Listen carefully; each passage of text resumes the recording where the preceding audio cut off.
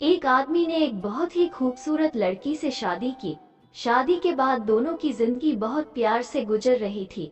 वो उसे बहुत चाहता था और उसकी खूबसूरती की हमेशा तारीफ किया करता था।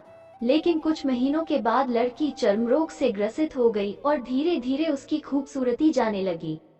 खुद को इस तरह देख उसके मन में डर समाने लगा कि यदि वह बदसूरत हो गई तो उसका पति उससे नफरत करने लगेगा और वह उसकी नफरत बर्दाश्त नहीं कर पाएगी।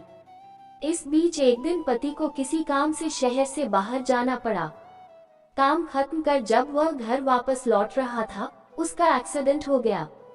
एक्सीडेंट में उसने अपनी दोनों आंखें खो दी, लेकिन इसके बावजूद भी उन दोनों की जिंदगी सामान्य तरीके से आगे बढ़ती रही। समय गुजरता रहा और अपने चर्म रोग के कारण लड़की ने अपनी खूबसूरती पूरी तरह गंवा दी।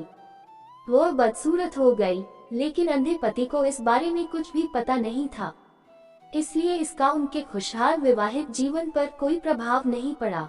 वह उसे उसी तरह प्यार करता रहा। एक दिन उस लड़की की मौत हो गई। पति अब अकेला हो गया था। वह बहुत दुखी था।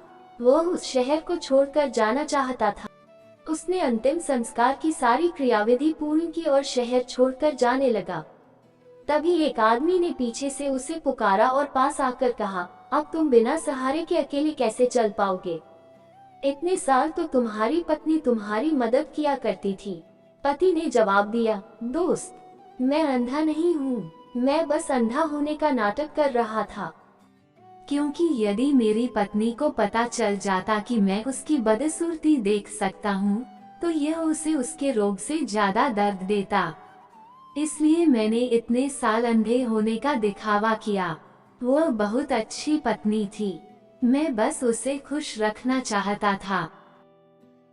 सीख: खुश रहने के लिए हमें भी एक दूसरे की कमियों के प्रति आंखें बंद कर लेनी चाहिए और उन कमियों को नजरअंदाज कर देना चाहिए।